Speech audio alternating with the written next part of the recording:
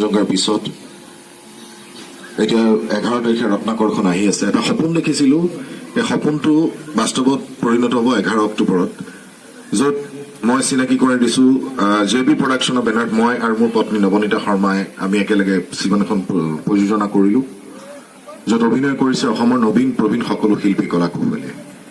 তাৰ নাম গম বিষ্ণু খাৰগৰীয়া, চেতনা দাস, হিৰণ্য ডেকা, বৰষাৰণী বিষয়াৰ পৰা আৰম্ভ কৰি শিশু শিল্পী আশ্ৰামিকা শইকীয়ালৈকে।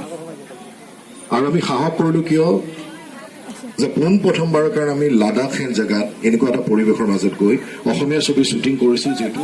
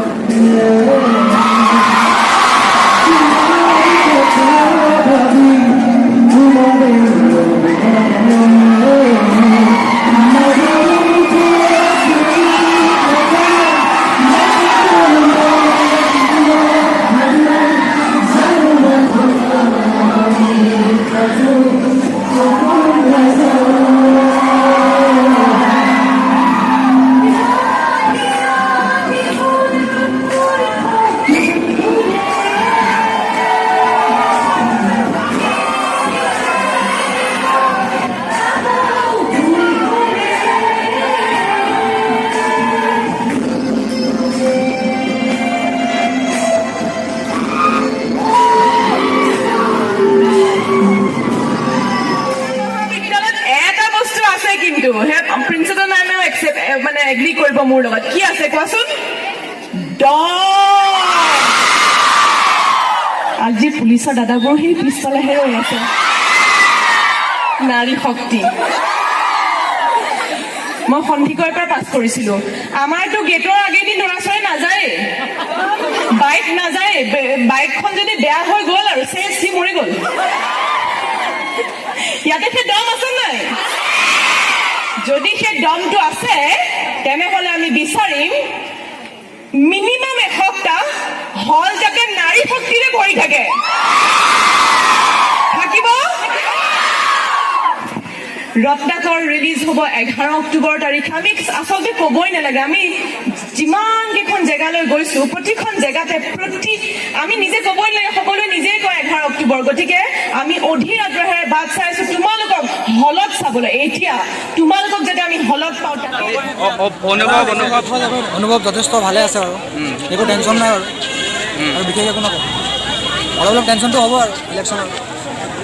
কৈ দিয়া পাৰ্থিত্ব ক্ৰিকেট ছেক্ৰেটাৰী পংকজ ঘোষ। আৰু তোমাৰ অনুভৱ কেনেকুৱা কৈ দিয়া?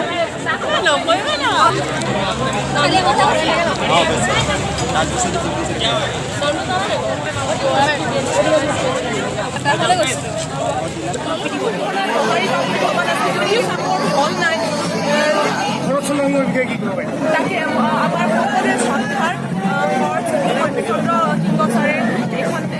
এই কলেজখন ইয়াত এষ্টাব্লিছ কৰিছিলে আমাৰ সমাজকৰ্মী বুলি আমি সকলোৱে জানো। মাহঁতে সৰুৰ পৰা আমাক তেনেকৈ পঢ়াইছে, আচলতে শিকাইছে।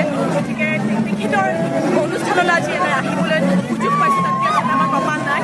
আৰু ইয়াত ল'ৰা ছোৱালীখিনি যিটো উৎসাহ দেখিছোঁ, খুব ভাল লাগিছে। অসমীয়া ছবিৰ প্ৰতি যিটো মৰম তেওঁলোকে দেখুৱাইছে,